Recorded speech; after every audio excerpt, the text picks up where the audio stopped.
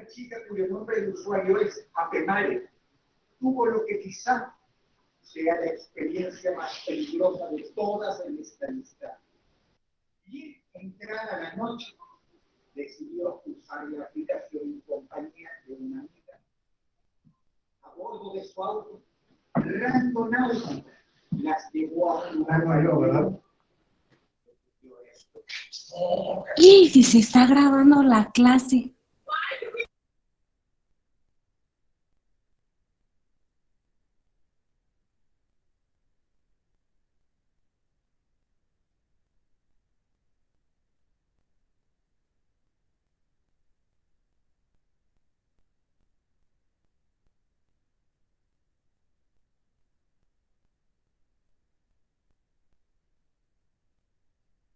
Chingón.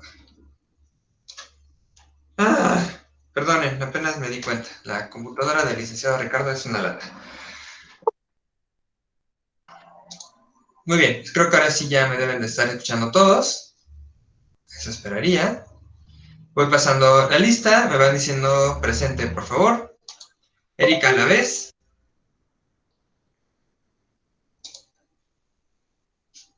Presente. Elizabeth Carolina.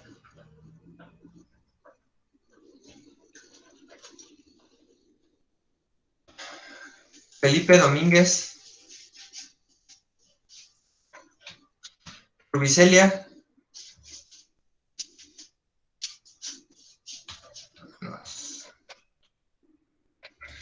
Frank.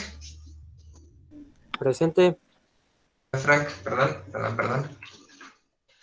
Vanessa. Presente. Hola, Vanessa. Luz Yadira. Presente, licenciado. Luz Yadira. Servando. Presente. Servando. Briseli. Presente. Y apague su pachanga. Era. Presente. Adán. Presente. Adán. Germán.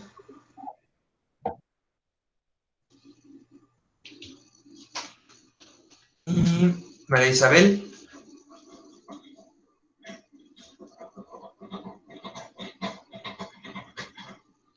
Ok. Y Sofía. Presente. Ricardo Emilio. Presente. Muy bien. Buenas tardes a todos. Discúlpame, no me han mencionado. ¿A quién? Fátima Domínguez. Por ahí empecé 2 veces. Fátima, listo. Gracias. De nuevo, buenas tardes a todos. El día de hoy vamos a trabajar con el tema de relaciones y diferencias entre los grandes órdenes normativos. Como siempre, si voy demasiado rápido, si no me entienden, si tienen alguna duda, quieren comentar algo, lo dicen abiertamente y con todo gusto los voy integrando a la clase. Entonces, para el día de hoy vamos a comenzar a hablar sobre los sujetos jurídicos, que es un tema bastante importante dentro del derecho, para todas las áreas del derecho. Vamos a ver por qué la idea de los sujetos jurídicos es problemática. Vamos a buscar una definición de sujeto del derecho. Vamos a hablar de los problemas conexos con la noción jurídica de persona y vamos a desarrollar un poco la etimología, el concepto y todas las implicaciones de lo que es el concepto de derecho.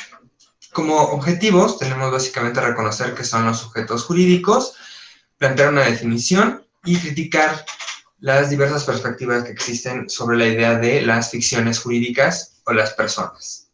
Por principio de cuentas, la idea de persona, de sujeto jurídico y de ser humano son ideas que nosotros tenemos que separar claramente como conceptos para poder comprenderlos dentro del derecho. La idea de ser humano en realidad es una idea muy, muy reciente. Hablábamos mucho sobre el hombre pero la idea como tal de ser humano fue definida durante la Ilustración y posteriormente a la Ilustración, fuera de la Ilustración francesa, Immanuel Kant en Alemania fue el primer autor en darnos una definición de ser humano mucho más precisa, que es justamente la que tienen aquí, que es que el ser humano es una persona provista de racionalidad, de autonomía, que es la libertad. Y este va a ser un elemento muy importante porque es el que, como ya vimos en la parte anterior de las diferentes estructuras de los ordenamientos normativos, hace referencia a la posibilidad de que los seres humanos se comporten de determinadas maneras. Y la función del derecho va a ser limitar y establecer los caminos correctos e incorrectos de ejercer esa autonomía, esa libertad de comportarnos como nosotros queremos. Partiendo de la idea de racionalidad, de que los sujetos pueden elegir activamente cómo comportarse. En contraposición, la idea de sujeto hace referencia a aquel que está atado, que depende de otra persona y que está expuesto, sometido a lo que se indique, que quiere decir que cuando nosotros nos referimos a un sujeto, necesariamente hablamos de un sujeto normativo. ¿Por qué? Porque es parte de este proceso que llamábamos heteronomía y bilateralidad. Por un lado, su voluntad depende de otras personas sobre lo que tiene que decidir. Que habíamos hablado, esta persona en el derecho es el Estado. Y adicionalmente es un sujeto por la condición de bilateralidad, que tiene que ver con un hecho muy particular, que es, va a ser sujeto de obligaciones por un lado y también va a ser sujeto de derechos. Lo cual se contrapone a nuestra concepción clásica, que nosotros utilizamos mucho dentro del derecho, que es la idea de persona. La idea de persona viene del griego y quiere decir máscara, que de manera tradicional es justamente esta figura, que es una máscara que se utilizaba para dos funciones. Una, representar a los diferentes personajes dentro de las obras, y dos, de manera muy importante, era para aumentar el volumen de la voz. Entonces, como concepto, lo relacionamos con esta última parte, que es la idea de hacer resonar en alto la voz humana, es decir, dotar de voluntad y de voz a las personas.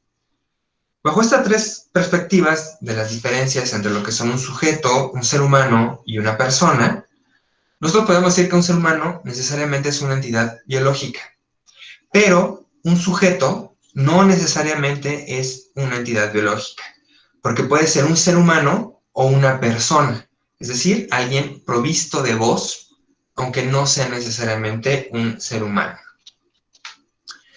que nos lleva precisamente a la idea de persona jurídica. Bajo esta perspectiva, nosotros tenemos una muy tradicional construcción dentro del derecho, sobre todo del derecho civil, de hacer una distinción en lo que nosotros llamamos una persona natural y una persona jurídica. Sin embargo, esta es una distinción bastante extraña. ¿Por qué? Las personas jurídicas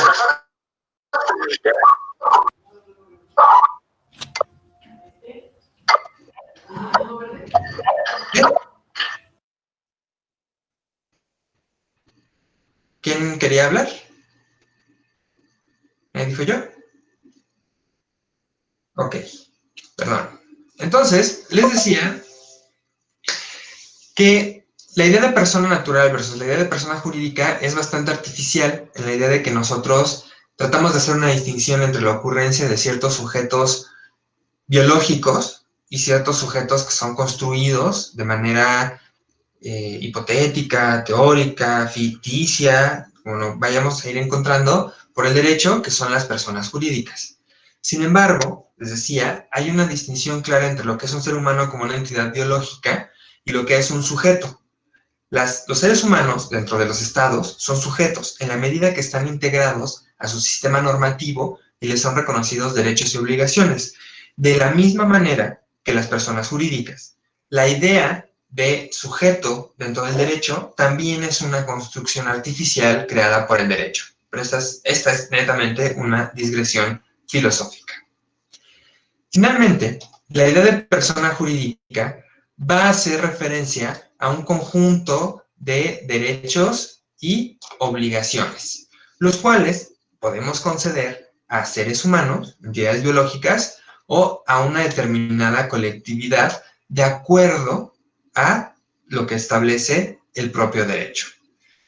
La persona física, en este sentido, la vamos a reconocer como ese conjunto, ese haz. Voy a dejar de darles entrada después del horario.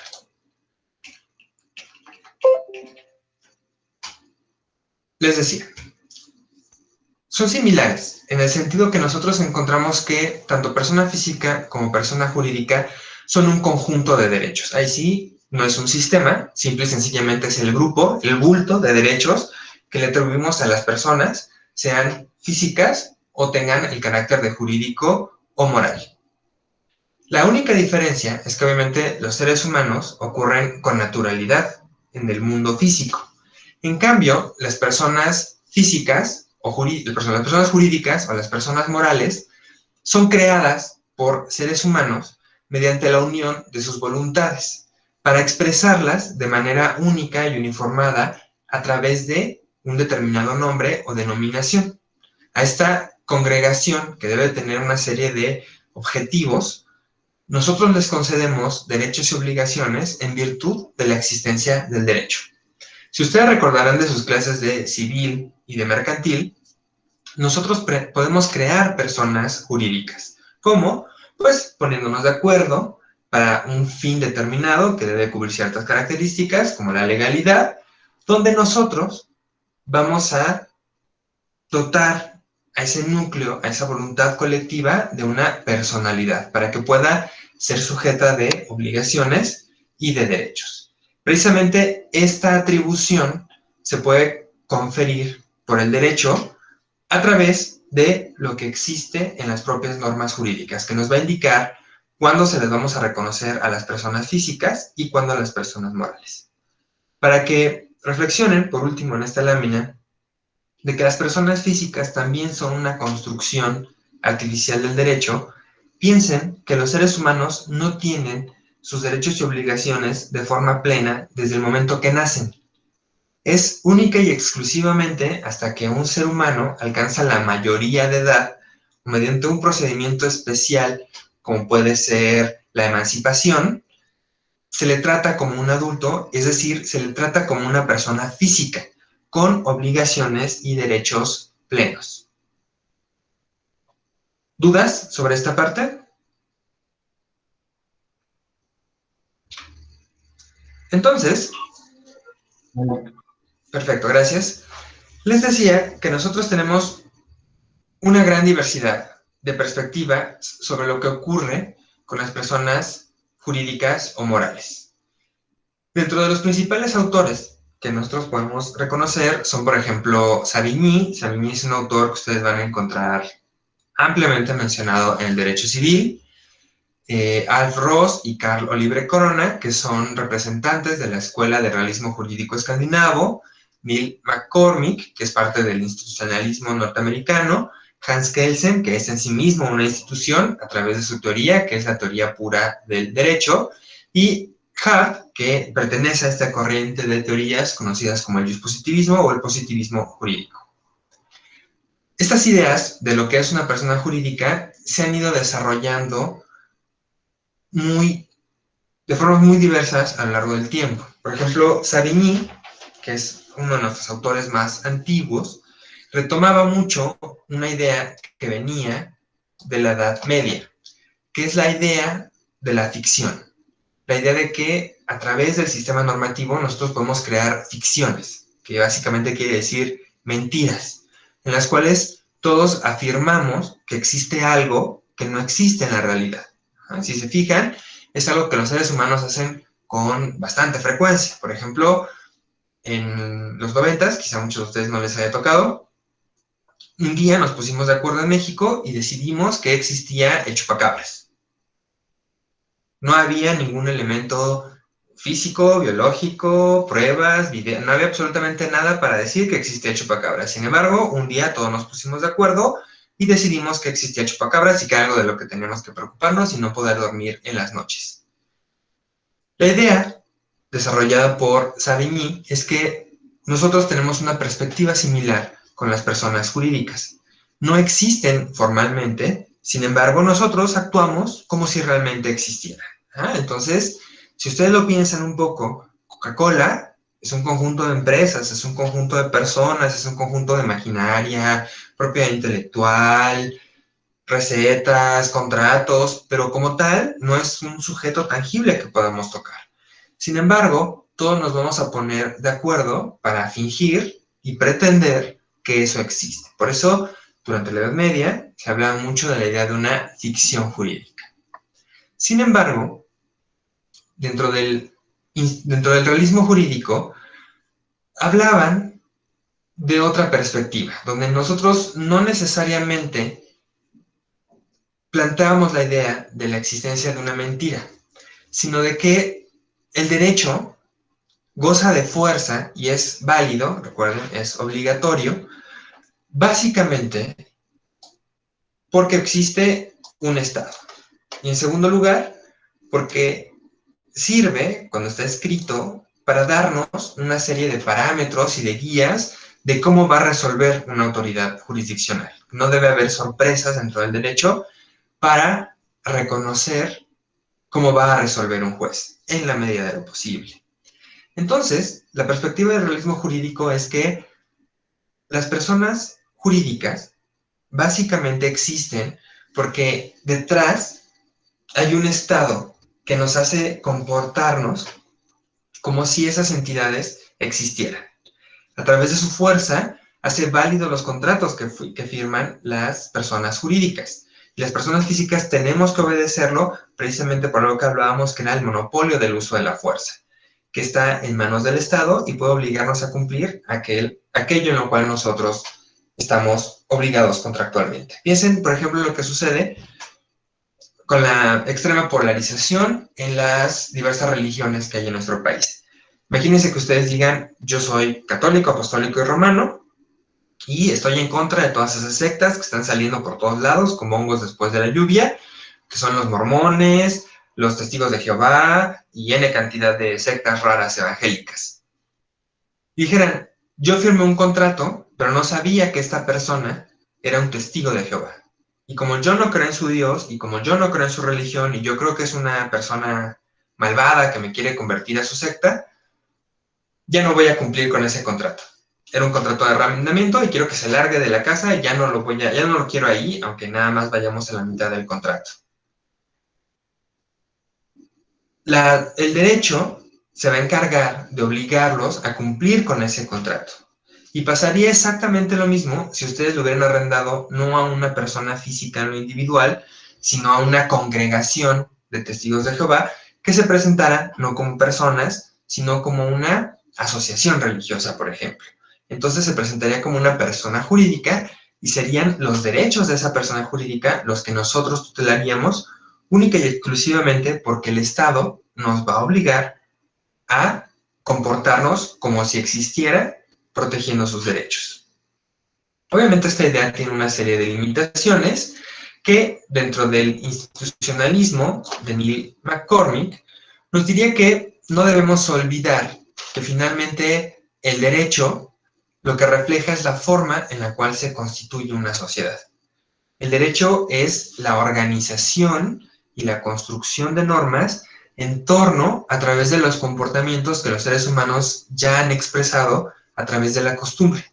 El derecho, les había platicado, tiene serias dificultades en tratar de transformar la visión de los seres humanos a través de una norma cuando las costumbres dictan lo contrario. Entonces, las diferentes prácticas sociales nos van a llevar a que nosotros reconozcamos esta figura de las personas jurídicas como algo normal.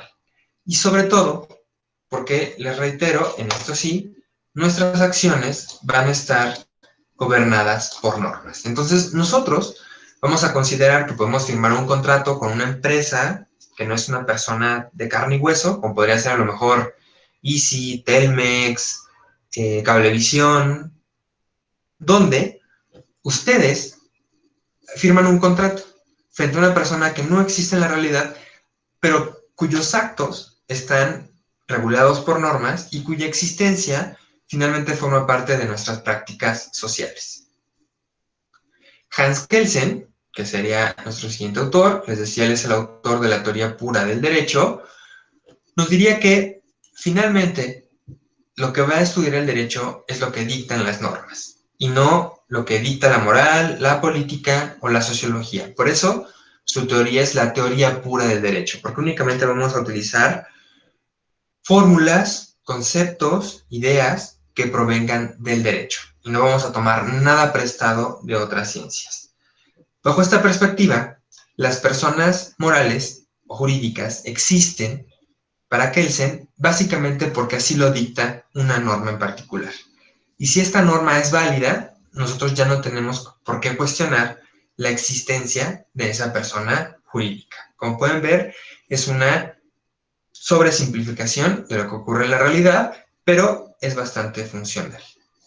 Y finalmente, nuestro último autor, que es otro de los grandes exponentes de la teoría jurídica, es Herbert Lionel Adolphus Hart, quien nos decía que la teoría del derecho básicamente tiene dos características. Es una teoría analítica porque busca desmembrar los conceptos y analizar la segunda parte, que es lingüística. El derecho finalmente se construye a través del lenguaje. Y esta construcción a través del lenguaje tiene un significado muy relevante, que es el derecho tiene que ser obedecido porque nosotros le asignamos un significado determinado a las palabras que utilizamos en el torno del derecho. Entonces, cuando nosotros hablamos de una sociedad anónima, nosotros le asignamos un significado particular a esas dos palabras. Y respecto a ese significado, nosotros nos vamos a comportar. Entonces, cuando nosotros decimos persona jurídica, como comenzamos, nosotros le estamos asignando un significado a la idea de persona y un significado a la idea de jurídica, lo cual nos permite analizar la realidad y entender qué está pasando. Lo cual, en dos palabras, significa, nosotros sabemos qué significan los conceptos jurídicos y por eso nos comportamos de determinada manera. Otro ejemplo, solamente para desarrollar un poco la teoría de Hart, es que nosotros sabemos que algo está mal y no lo hacemos porque le pusimos una palabra que significa eso, que es la palabra delito. Nosotros sabemos que tenemos que pagar una deuda porque le aparejamos una palabra cuyo significado también conocemos, que es la de obligación. Bajo este esquema, les reitero, nosotros sabemos que existe una persona jurídica porque sabemos el significado de esas palabras. La idea de esta lámina es darles una perspectiva rápida y amplia de la riqueza de las teorías normativas. No les pregunto directamente ninguna en sus exámenes. Ahora sí, cada una de las teorías. Entonces, les decía que la teoría de Savigny nos dice que solo el hombre es capaz de ser sujeto de derechos. Sin embargo, el derecho constituye de manera ficticia a las personas jurídicas. ¿Qué quiere decir? El derecho es capaz de crear cosas que no existen en la realidad y que nosotros tenemos que obedecer. La teoría realista de Oliver Crona y de Alf Ross nos dice que hay una serie de organismos sociales que tienen vida propia y voluntad independiente de sus miembros. Lo importante es que el reconocimiento de estos organismos no es constitutivo, sino declarativo. Vamos a ver si están despiertos. ¿Quién me dice que es constitutivo?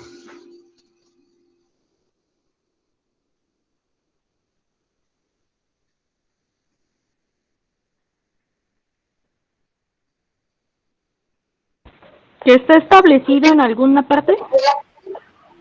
Que está establecido en alguna parte. Que se basa en la Constitución. ¿Cómo, Isabel? ¿Elizabeth?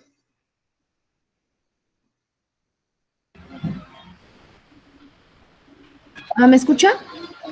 Que se basa en la Constitución. Que se basa en la Constitución. Son ambas Que ideas forma parte de un todo. parte de un todo, Fátima, que me gusta. Griseli.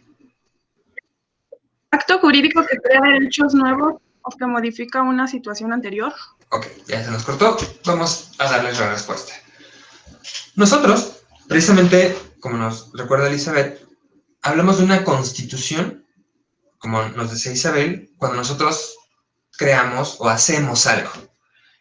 La idea que nos dice la teoría realista de que las sociedades, las personas morales, no están constituidas, se refiere a que nosotros no tomamos un pedazo de tierra como Dios y le soplamos y creamos algo vivo. Tiene un carácter declarativo porque nosotros afirmamos que algo existe y con la mera afirmación existe. ¿Ah? Como seres humanos, nosotros hacemos una serie de acciones que son declarativas, sobre todo dentro del derecho. Nosotros declaramos algo y por lo tanto existe o ocurre en la realidad. Bajo esta idea, las personas morales, cuando son constituidas por el derecho, les digo, no creamos un golem de carne y hueso, que ahora es la unión o la fusión, como en Dragon Ball Z, de todos y cada uno de los objetos que la componen. No, no, no. Simple y sencillamente declaramos que existe. Y eso es suficiente para que tenga efectos dentro del derecho. Y sobre todo, la idea de la voluntad. Cuando nosotros hacemos esta declaración, estamos separando la voluntad de este nuevo sujeto respecto de la voluntad de todos y cada uno de sus constituyentes. Es decir, pueden actuar de manera separada y los vamos a juzgar de manera separada. Lo pueden ver, por ejemplo, en los temas de corrupción. Cuando una persona es corrupta dentro de una empresa, nosotros consideramos que esa persona es la responsable y no en su totalidad o en su conjunto la empresa. Y menos aún el resto de los integrantes si no podemos imputarles las mismas acciones de corrupción, como lo que está pasando ahorita con Lozoya y Pemex. Sigan ese chisme, está interesante. A continuación tendríamos la teoría institucional de Neil McCormick, que básicamente nos dice que las personas jurídicas son instituciones. ¿Qué es una institución? Es una entidad que tiene una unidad de fin. Si ustedes se fijan, cuando nosotros hablamos, por ejemplo, del Centro Universitario Palmira, hablamos de una institución. ¿Por qué es una institución? Porque tiene una unidad de fin. Es decir, todos trabajamos hacia el mismo lado, que es ofrecer un servicio de educación. Bien, mal, con gritos y sombrerazos, pero todos vamos hacia el mismo lado. ¿Por qué el IMSS es una institución? Porque tiene una unidad de fin, que es prestar un servicio de seguridad y salubridad pública. En cambio, la teoría de Hans Kelsen, la teoría pura del derecho, básicamente nos dice que el reconocimiento del derecho no crea una persona. Aquí volvemos a la idea de que no somos Dios, no vamos a tomar polvo y vamos a crear un ser humano de ahí, sino que básicamente le damos forma. Lo que les decía, nosotros vamos a reconocer que algo existe porque está escrito en una norma jurídica. Y esto como abogados es muy importante porque no somos nada creativos, sin embargo, tenemos la capacidad de creer en cosas solamente porque vienen en las normas, como es el caso de las personas jurídicas.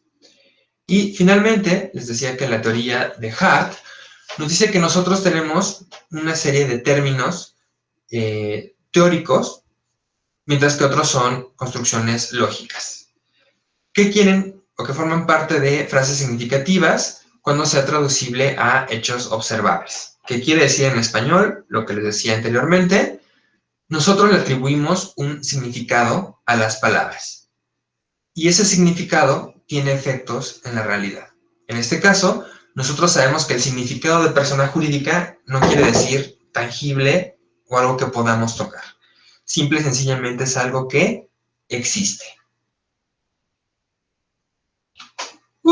Estos temas son largos. Ahora sí, hablando formalmente de lo que diría el sistema normativo mexicano, ustedes en el artículo 25 del Código Civil Federal pueden encontrar la definición de las personas morales, que como pueden ver aquí, más que una definición de personas, es simple y sencillamente una lista de lo que en México nosotros consideramos una persona. Y básicamente pueden ver la gran diversidad que existe. Pueden ser cosas tan abstractas como la nación, que ni siquiera es una institución o algo donde nosotros podamos recurrir, sino que hace referencia aquí de manera un poco extraña a lo que es el Estado, en realidad, que es la entidad administrativa representada por los 3 poderes de la Unión, el Distrito Federal, que ahora es Ciudad de México, los estados y los municipios. Además nos dice que van a ser básicamente cualquier tipo de corporación, que es el IMSS, la UNAM, el INAPAM o cualquier otra institución pública. Las sociedades civiles o mercantiles, que pueden ser asociaciones o sociedades en el caso del derecho civil. Aquí nos marca, por ejemplo, sindicatos, asociaciones profesionales o todas las que tienen un carácter social. Las asociaciones distintas, es decir, básicamente esta cláusula que existe en todas las normas de todo lo que no entra en las fracciones anteriores, métalo en esta bolsa. Y finalmente, un reconocimiento a las personas morales que puedan operar en nuestro país, pero que provengan del extranjero. En realidad, este artículo no es muy importante, más allá de saber que existen estas personas morales, sino que nosotros tenemos que reconocer básicamente 3 elementos fundamentales de la existencia de las personas morales o las personas jurídicas, que son en primer lugar sus derechos. ¿Para qué creamos una persona moral? Básicamente para que tenga derechos y que pueda ser sujeto a sí mismo de obligaciones. Dicen que las personas morales nacen en Roma y nacen precisamente con la finalidad de imputarles derechos y obligaciones. Pero para que existan requerimos de nuestro tercer elemento, que básicamente son el marco normativo. Es decir, nosotros tenemos que tener un conjunto de leyes o de normas. ¿Con qué finalidad? Con que existan y nosotros podamos determinar cuáles son sus derechos y cuáles son sus obligaciones. Si me permiten, me está salir un minuto. No se desconecte.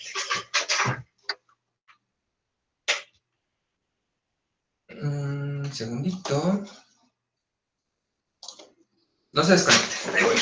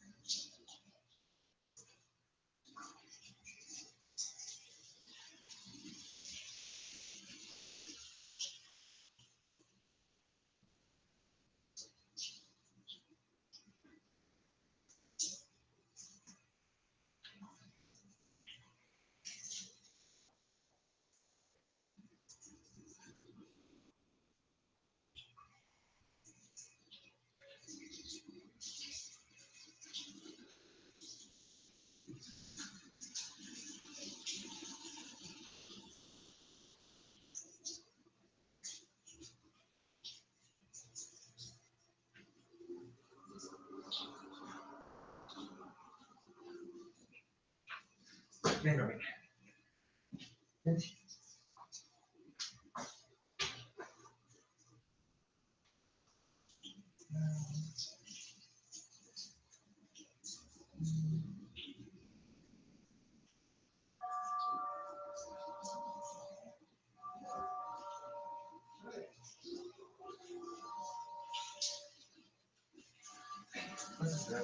¿Sí?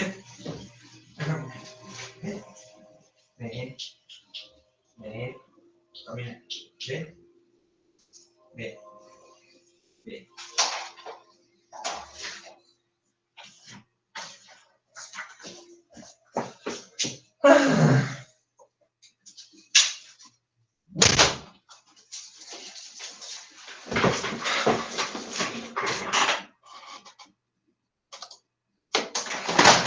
Perdón, los que tengan niños me entenderán.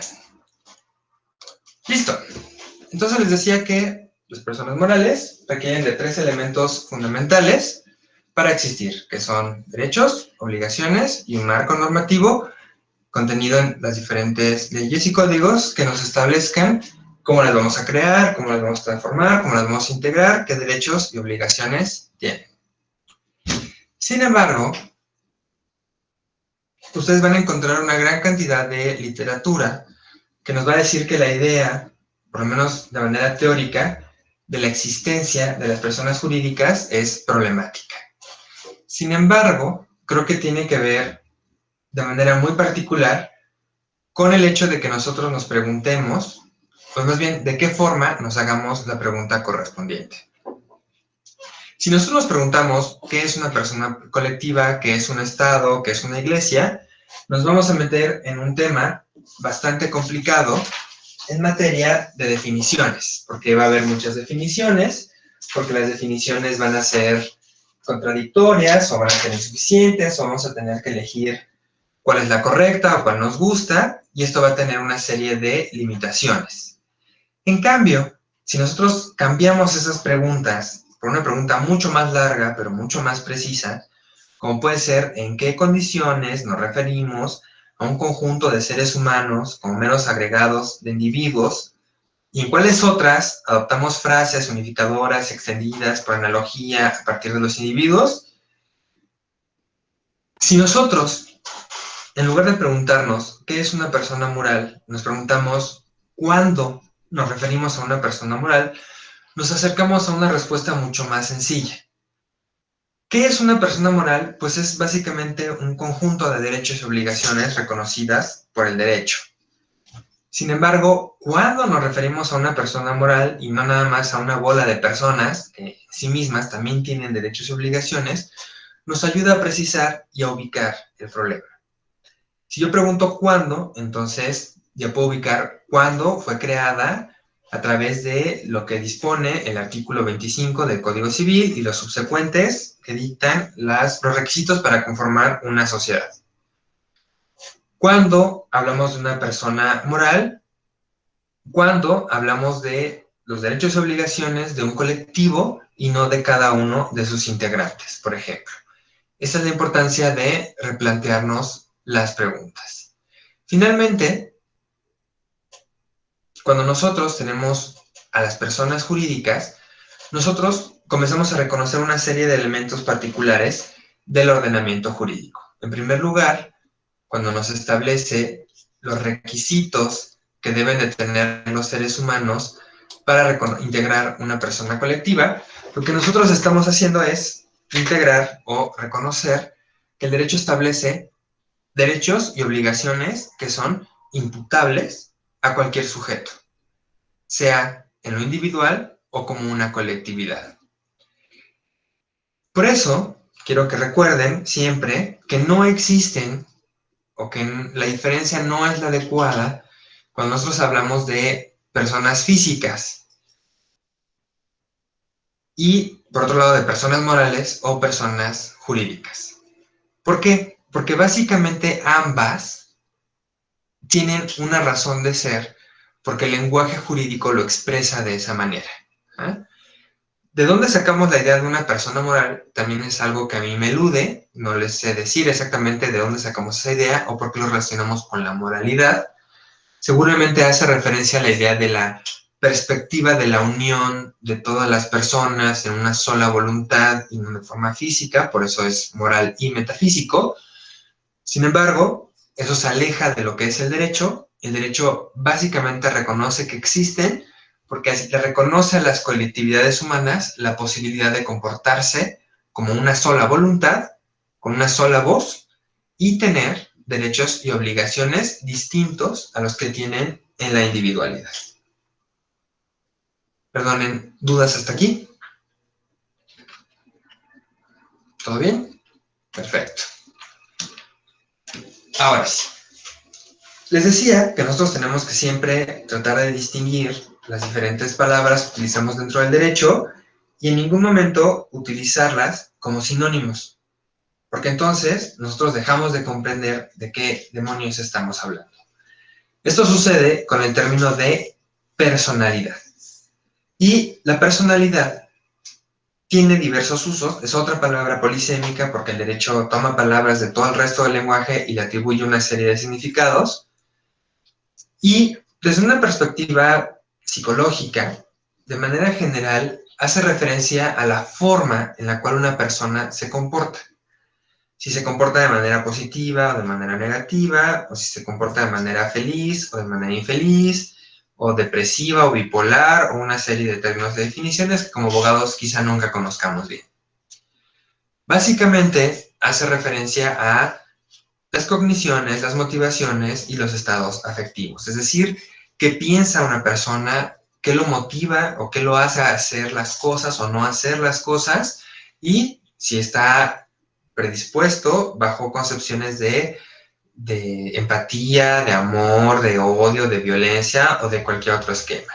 Probablemente sean esquemas que, como les habrá dicho el doctor Juan Sergio, son muy relevantes para la criminología, pero para el derecho, sobre todo el derecho desde una perspectiva filosófica, realmente no son tan relevantes ni tan trascendentes. ¿Por qué? Porque el concepto de personalidad jurídica hace referencia a la capacidad de ser imputable, es decir, de tener derechos y obligaciones de acuerdo a lo contenido en alguna norma jurídica. La personalidad hace referencia precisamente a esa aptitud. Les ponía el ejemplo de los menores de edad. Los menores de edad no son seres humanos. A veces los papás creo que quieren tratar a sus niños como si fueran animalitos y encerrarlos en una caja, sobre todo en la temporada de cuarentena, pero lo cierto es que no pueden. ¿Por qué? Porque como seres humanos tienen reconocidos derechos. Lo que sucede es que reconocemos que una persona que no alcanza la mayoría de edad no es apta. ¿Para qué? Para tener obligaciones y para ejercer ciertos derechos. Entonces, cuando nosotros hacemos referencia a personalidad, referimos la idea de la máscara griega, de este aparato que les decía servía para alzar la voz.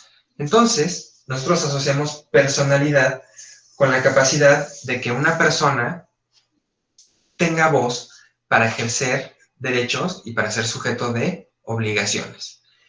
En el sentido colectivo, se lo atribuimos a una gran cantidad de personas o una colectividad de personas para que tengan voz como una sola y sean aptos, como esa única entidad, de ser sujetos de derechos y de obligaciones. Finalmente, para el derecho mexicano, nosotros le atribuimos la personalidad a través de una determinada titularidad. Es decir, lo vamos a diferenciar y vamos a decir que una persona va a tener ciertos derechos y ciertas obligaciones en virtud de la capacidad que tiene para hacerlo. Las personas físicas básicamente son sujetos de derechos y obligaciones en la medida que tengan estas dos capacidades, que recordarán de derecho civil, que son capacidad de goce y capacidad de ejercicio. Dentro de la capacidad de goce, pues es que pueden ser sujetos de derechos. Y la capacidad de ejercicio es que pueden ser sujetos de obligaciones. Y dentro de las personas morales, también vamos a tener esta dualidad, vamos a reconocer a esa colectividad la capacidad de gozar o de ejercer derechos y obligaciones. Y en ambos casos, les reitero, tenemos limitaciones. Por ejemplo, en el derecho civil, los seres humanos tienen limitaciones en sus capacidades de goce y de ejercicio. ¿Cuándo? Cuando son menores de edad. Hasta no alcanzar la mayoría de edad, no tienen capacidad de goce y capacidad de ejercicio plena. Y por ejemplo, cuando tenemos una persona que es determinada por el derecho como inimputable, como que no tiene la capacidad física y mental para ejercer derechos o para ser sujeto de obligaciones, como es el caso, por ejemplo, cuando hacemos una declaratoria de interdicción, que una persona es interdicta, no es capaz, es otra limitación al goce y al ejercicio. Igualmente, las personas morales, aunque tengan la capacidad de ejercer ciertos derechos, obviamente tienen algunas limitaciones. Por ejemplo, hay una duda, que es un muy buen debate en el cual ustedes podrían participar.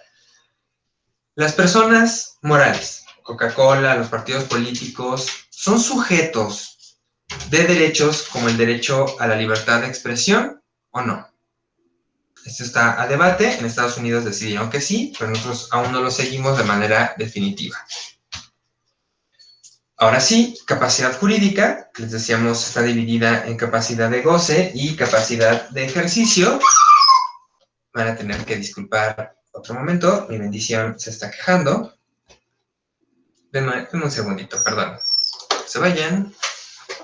Vente, gorda.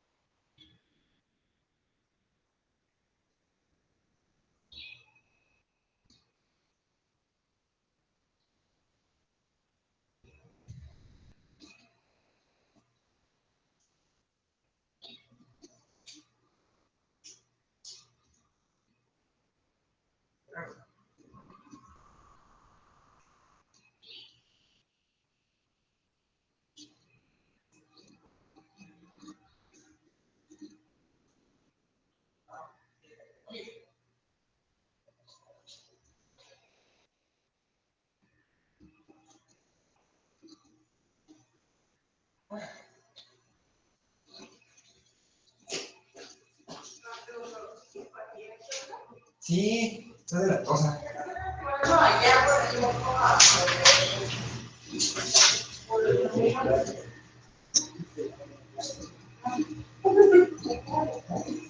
Sí.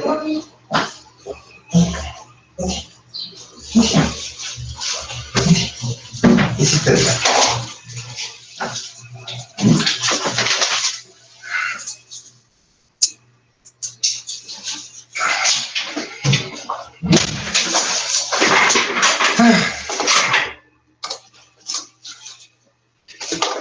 ¿Listo? Disculpen. Ahora sí, capacidad jurídica. Su definición sencilla, y su definición tal cual va a venir el examen, hace referencia a que es la aptitud para ser sujeto activo o pasivo de derechos y obligaciones. Cuando una persona no posee capacidad jurídica, no solo significa que no puede obtener una obligación, sino que tampoco lo podemos hacer sujeto de una obligación. Recordarán que es una de las pocas excepciones que nosotros establecemos dentro del derecho penal para no imponer una pena. La capacidad de goce, les decía, hace referencia a que nosotros podemos tener derechos y obligaciones sin necesariamente estar ejercitados por la persona. Este es el caso de los menores de edad. Recordarán que para eso existen los tutores o los albaceas. Cuando un menor de edad se queda, por ejemplo, sin padres, no puede ejercer sus derechos. Necesita un tutor que se encargue, que administre los bienes, si los hay. ¿Para qué? Para que siga adelante. La capacidad de ejercicio básicamente hace referencia a que ahora sí, nosotros de manera directa podemos ejercer esos derechos. Recuerden que cualquier acto jurídico que sea realizado por un incapaz, que sea un menor de edad, un interdicto o algún imputable por alguna otra razón, es inválido. Si ustedes, compañeros, compañeras, se casan y luego se arrepientan, digan que tienen una enfermedad mental grave, como esquizofrenia, y que no, ustedes no se casaron, se casó Patricia, y que por lo tanto ese acto es inválido. Una recomendación. Lo que ustedes deben de tener muy claro y deben de diferenciar muy claramente es la diferencia entre lo que es la competencia de lo que es la capacidad. Por un lado, la capacidad es algo donde nosotros hablamos de derechos y obligaciones, que sí, también pueden ser sujetos de derechos y obligaciones, todos aquellos sujetos, aunque sean de carácter persona colectiva, ¿no? Puede ser incluso el propio Estado. El Estado puede ser sujeto de derechos y obligaciones, por ejemplo, en temas contractuales. Sin embargo, cuando el Estado actúa como una autoridad, no se trata de una capacidad, no es algo que tenga reconocido por el simple hecho de existir, sino que lo que está tratando de hacer cuando nos impone o nos obliga a hacer algo es una competencia, que es una capacidad reconocida por el derecho a una persona en particular cuando esa persona tiene ese reconocido esa situación de ser una autoridad, es decir, la capacidad de obligar a otras personas en virtud de que así lo establece el derecho. Esta es una facultad que básicamente consiste en poder obligar a otros. Esto forma parte del derecho público. Es básicamente la función de tener autoridades, que estas autoridades regulen el comportamiento de otras personas. Obviamente esto está severamente limitado, no por el hecho de ser una autoridad, como ustedes sabrán, por eso será un derecho, alguien nos puede obligar a hacer cualquier cosa, solamente nos pueden obligar en el marco de sus competencias, es decir, en el marco de lo que haya establecido el derecho, que pueden o no pueden obligarnos a hacer. Si se exceden, es un abuso de autoridad porque están extrapolando sus competencias a capacidades que no tienen reconocidas. Adicionalmente, hay que recordar un tema muy importante. Para que nosotros reconozcamos que una persona tiene una autoridad, tiene que estar reconocida en una norma. Nosotros vamos a hacer una única excepción con ¿quiénes? Con las personas que crearon esas normas de manera originaria. En el caso de México, ¿por qué reconocemos que el Congreso de Querétaro en 1916-1917 tenía la facultad para crear una constitución? En realidad, la constitución previa, la de 1857, no les establecía esa facultad. Pero por ser originarios, es decir, por haber creado por primera vez la constitución, les reconocemos esa capacidad. Sería todo por el día de hoy. Para la siguiente semana, el lunes, vamos a revisar la diferencia entre sistema normativo y orden jurídico y vamos a comenzar a hablar sobre las fuentes. Ahora sí vamos a hablar un poco de Hans Kelsen y la idea equivocada que hay por ahí de la pirámide de Kelsen. Y para el lunes tienen como tarea el ensayo correspondiente sobre el sistema normativo y su estructura. Siempre les dejo las fuentes, están en el documento que les subo y todas son accesibles de forma gratuita en internet. ¿Tienen alguna duda, comentario? Creo que el tema de hoy es algo que han visto bastante en derecho civil, derecho penal. No creo que sea muy complicado. Dígame, Zaira. Maestro, hablaba sobre la capacidad jurídica, algo que iba a venir en el examen. ¿Me puede repetir? Claro. Muy particularmente, el concepto de capacidad jurídica, que es la aptitud para ser sujeto activo o pasivo de derechos y obligaciones. Y seguramente les pregunto la diferencia entre capacidad de goce, que es nada más tener, y capacidad de ejercicio, que es poder llevarlos a cabo por uno mismo, ¿no? Que son estas dos. No les hago mucho énfasis en los autores. Recuerden que es competencia. Muchas gracias. Un segundo. ¿Alguna otra duda? ¿No? Perfecto. Pues les deseo que tengan un buen fin de semana. Por ahí Briseli ya puede volver a poner la música calipachanguera. No hay problema. Que descansen, no se expongan al COVID y nos vemos el lunes. Estamos al pendiente. Bye. Bye, gracias. Gracias. Hasta luego. Buenas tardes. Gracias, licenciado.